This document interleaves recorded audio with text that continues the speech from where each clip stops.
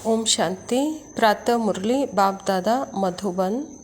मीठे बच्चे, तुम्हारा मगज दिमाग खुशी से सदा भरपूर होना चाहिए, क्योंकि तुम अभी बाप के समान मास्टर नॉलेजफुल बने हो। बाबा कहता, कोई लॉटरी अगर आपको लग जाती है या कोई खजाना आपको मिल जाता है तो कितनी खुशी होती है। वो मिलने से पहले ही आप खुशी से भरपूर रहते हो।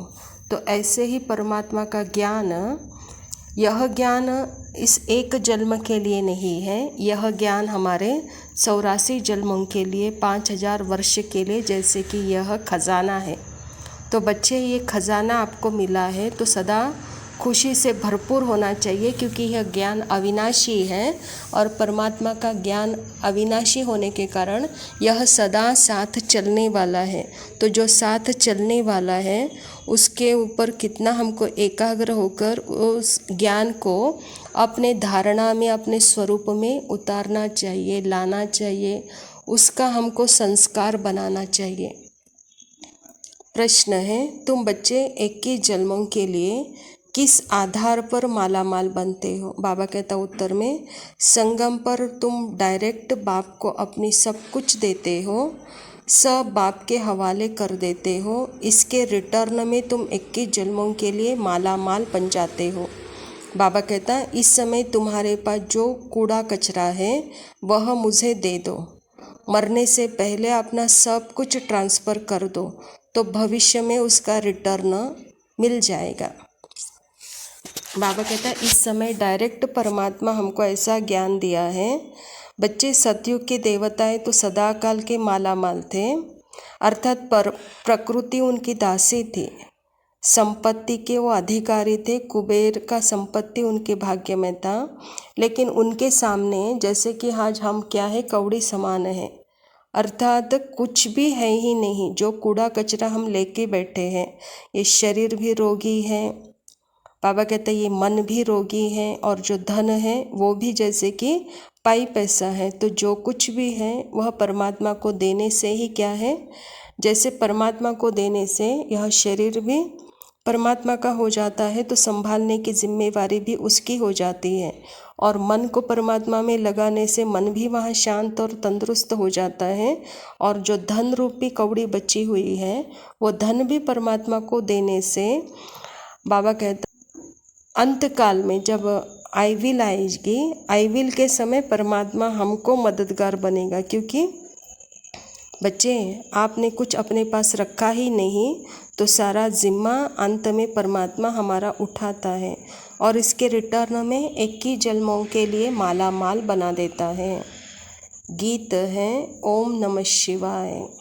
धारणा के लिए मुख्य सार है, बाबा कहता, चिंताओं से फ्री होने के लिए बाप समान नॉलेजफुल बनना है, बुद्धि में सदा ज्ञान का सिमरण करते रहना है। बाबा कहता, चिंता यह अज्ञान का प्रतीक है।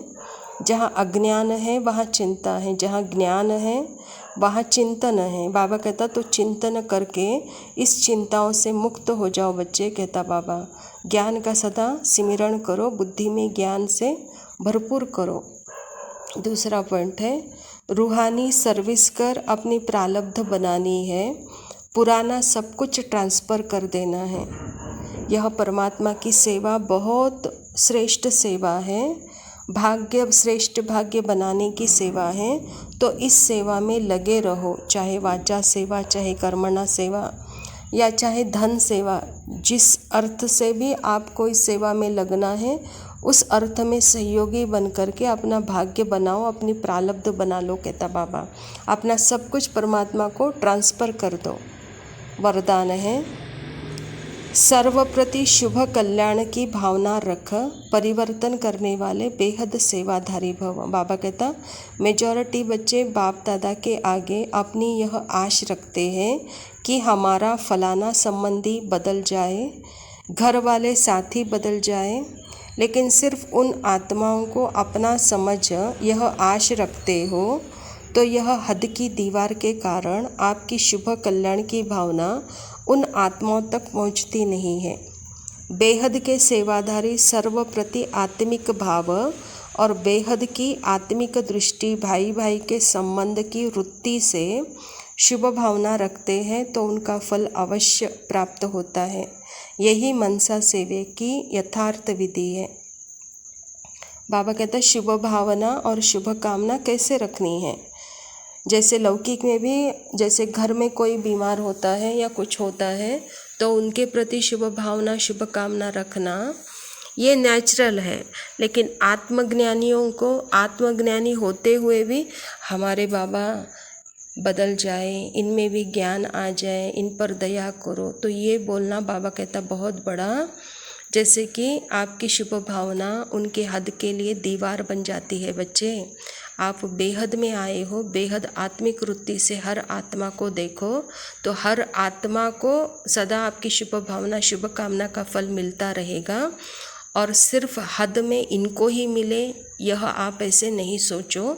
बेहद में रहकर हर आत्मा को जब देने वाले होंगे तो उनको भी मिलेगा, उनकी भी बुद्धि खुलेगी और उनके प्रति शुभ भावना का और शुभ कामना का असर होगा, कहता बाबा।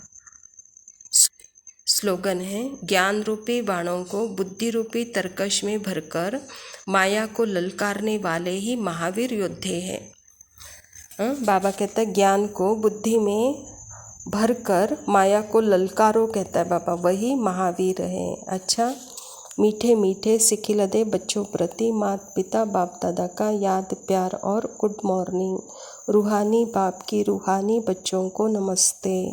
हम रूहानी बच्चों की रूहानी बाप दादा को याद प्यार और नमस्ते।